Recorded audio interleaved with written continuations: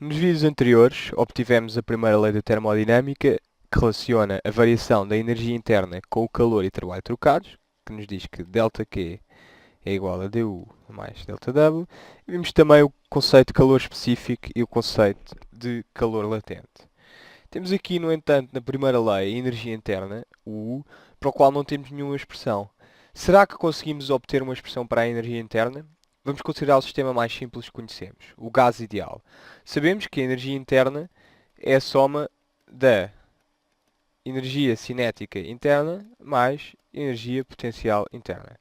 No caso de um gás ideal, isto simplifica. Como não há interações intermoleculares, a energia potencial interna é nula num gás ideal. Sabemos também que, microscopicamente, a energia cinética interna é a média da energia cinética das partículas que compõem o gás. Ou seja, num gás ideal, vamos ter que U vai ser N vezes a média da energia cinética. Vamos então calcular a média da energia cinética e ficamos com uma expressão para a energia interna. Para isso, consideramos aqui este cubo que eu já tenho desenhado, de aresta L, no qual está contido o gás. Como o gás é ideal, o volume ocupado pelas partículas é nulo. Portanto, vou tirar estes pontinhos todos que desenhei, um, e ficamos com o nosso gás, que sabemos que está lá e que não ocupa volume. Consideramos agora uma partícula a movimentar-se segundo x que vai colidir com a parede. A partícula tem uma dada velocidade inicial segundo x, que eu vou lhe dizer que é vi, que é igual a vx é x, e quando chega à parede, vamos supor que a partícula colide elasticamente. Ora, isso quer dizer que a partícula basicamente é refletida, portanto fica com uma velocidade final que é igual a menos a velocidade inicial. Vi é igual a Vx, Vf é igual a menos Vx. Então, qual é que será a variação do momento da partícula? A variação do momento da partícula, que vou chamar parte, é igual a momento final menos o momento inicial. Portanto, é menos 2mvx. Mas numa colisão, o momento linear total conserva-se.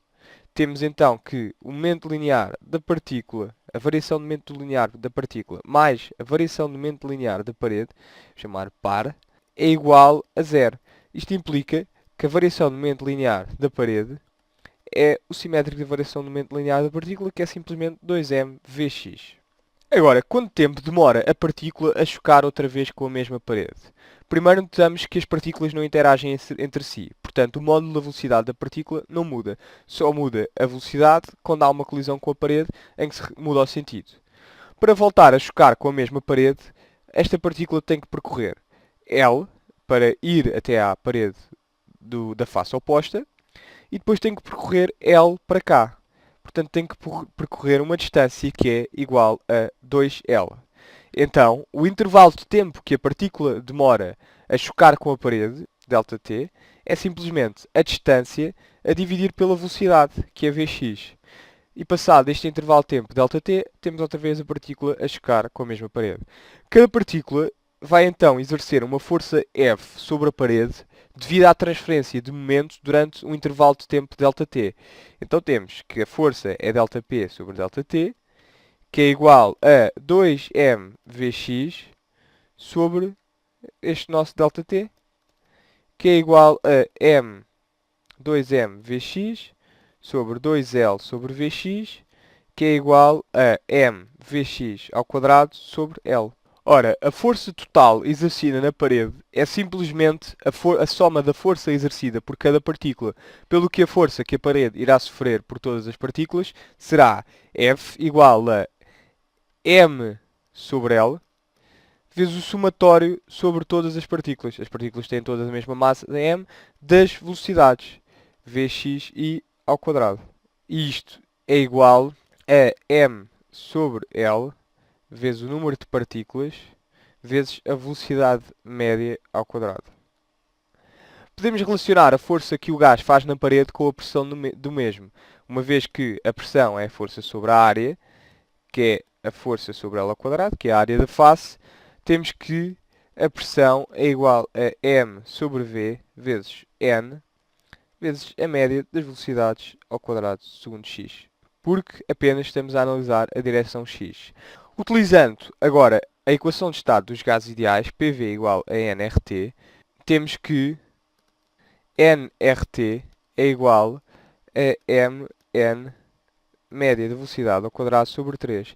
E agora passamos da velocidade em x para a velocidade total, que é a velocidade ao quadrado, que é igual à velocidade em x ao quadrado, mais a velocidade em y ao quadrado, mais a velocidade em z ao quadrado. E a média dos quadrados das velocidades das três componentes vão ser iguais. Média de vx ao quadrado igual a média de vy ao quadrado, igual a média de vz ao quadrado, é igual à média da velocidade ao quadrado sobre 3. Porquê? Porque o gás é um gás isotrópico. Então, usando ainda que o número total de partículas é o número de moles vezes o número de Avogadro, temos então que 3R sobre Na, usei aqui o N, cortei este número de massas de moles, passei o Na aqui a dividir, e o 3 para este lado, vezes a temperatura, é igual a m vezes a média da velocidade ao quadrado. Denominando a constante R sobre Na por kb, que é conhecida como constante de Boltzmann, e multiplicando os dois membros por 1 meio, temos que 1 meio de m média velocidade ao quadrado é igual a 3 meios de kBt. E o primeiro lado não é mais do que a média da energia cinética sobre todas as partículas. Portanto, como vimos que U era n vezes a média da energia cinética, temos que U é igual a 3 meios de n kBt. E agora, como é que podemos interpretar este resultado? Primeiro que tudo, obtivemos que a energia interna de um gás ideal depende apenas do número de partículas e da sua temperatura, o que significa que a temperatura de um gás ideal é uma medida da sua energia interna. Podemos também verificar que para cada grau de liberdade temos uma energia de 1 meio de kBt. Isto é, se tivéssemos mantido o Vx ao quadrado, não apareceria este 3 aqui, não apareceria este 3 aqui, e chegaríamos aqui e teríamos apenas 1 meio de m Vx ao quadrado é igual a 1 meio de kBt. O mesmo para Vy ao quadrado ou Vz ao quadrado. Ou seja, a cada grau de liberdade corresponde uma energia de kBt sobre 2 por cada grau de liberdade. Enunciamos assim o teorema da equipartição da energia. Em equilíbrio termodinâmico, a cada grau de liberdade corresponde uma energia 1 meio de kBt por cada partícula que compõe o sistema. Vamos ver que mais tarde que um grau de liberdade de vibração não tem uma energia de 1 meio de kBt, mas sim de kBt, ou seja, o dobro. Por agora é tudo e no próximo vídeo vamos analisar as funções de estado e as funções de caminho e também perceber porque é que usamos um ΔW e um ΔQ para o trabalho e para o calor na primeira lei da termodinâmica. Até à próxima!